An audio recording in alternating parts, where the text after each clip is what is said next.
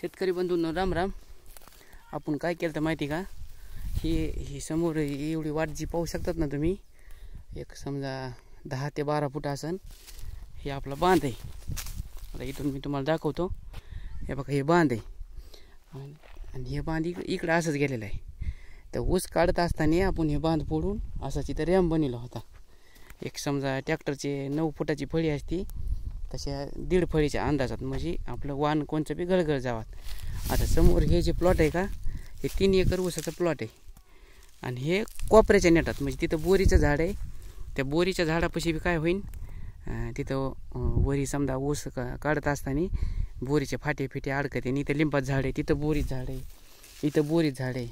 म्हणून हे जे मध्यभाग आहे का, हे आपण निवडला होता कशासाठी, ऊस काढण्यासाठी. आणि बांध फोडून घेतला.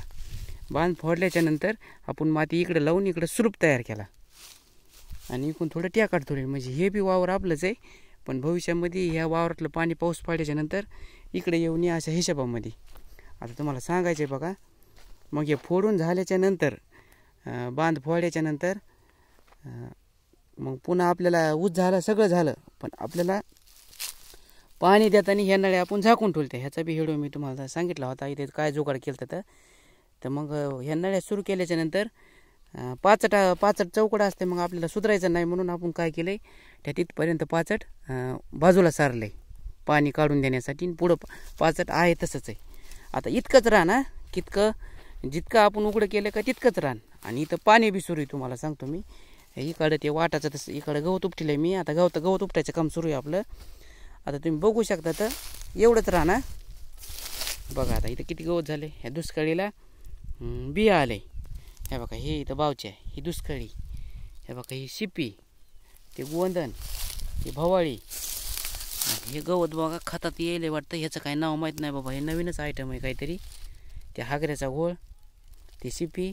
हे बघा हे आता इथून सुरू झालं बघा पाचट. आता ही सरी तुम्ही बघू शकता. हाय का गवत? कुठंच गवत नाही. तसं कुठं मोठं गवत झालं आहे समजा, मी बघतोय. पण मला काय सांगायचं आहे, ही जमीन उघडी केली आपण. जमीन उघडी केल्याच्या नंतर गेल्या वर्षी बी गवत नव्हतं, पण गवत उगण्याचं बघा ना. म्हणजे काहीतरी ह्याच्या मागं लॉजिक आहे बरं का, की ईश्वराने का नाही तण कशासाठी दिलं आहे माहिती का. एक तण म्हणजे शेतकऱ्याचं धन असल्यातच जमा आहे, पण जास्त नाही बरं का, कामाची काम. ते तणाच्या ज्या मुळ्या आहेत का, त्या मुळ्या जमिनीमध्ये जाऊन जमीन पोकळ करतात.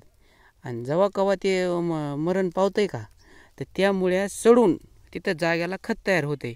आणि त्या नळ्यात का, म्हणजे आपण सलाईन कशी लावतो सुई वाट शरीरामध्ये, मग तसे ते जे छिद्र राहतात का, त्या छिद्रावर पाणी मुरण्याचं काम, हवाचं काम, सूर्यप्रकाशाचं काम राहते. आणि जमीन आपली सछिद्र बनते, म्हणजे छिद्र बनतात. आणि जेवढे छिद्र आपल्या जमिनीला बनतील का, तेवढं जमीन आपलं पाणी शोषून घेण्याचं कार्य चालत असते.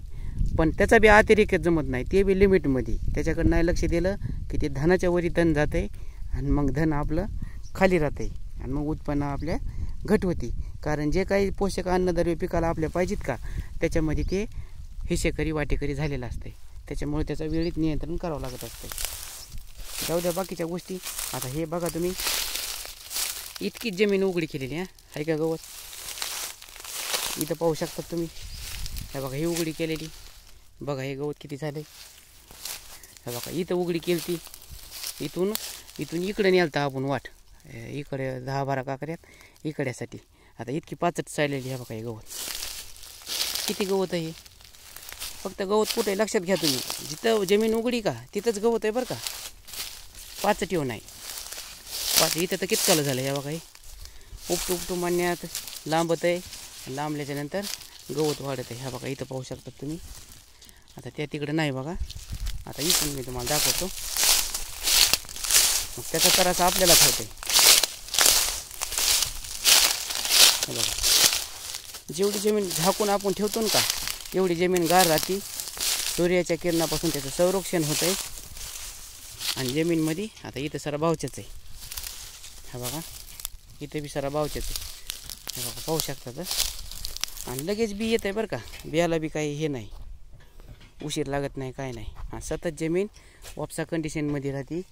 आणि भविष्यामध्ये पुढं चलून हेच जे अवशेष आहे का, त्याचं आपल्या ह्याला पिकाला सेंद्रिय खत भेटते. शेतकरी बंधूंनो, ही माहिती जर आवडली असेल तर एक लाईक मात्र जरूर करी जा.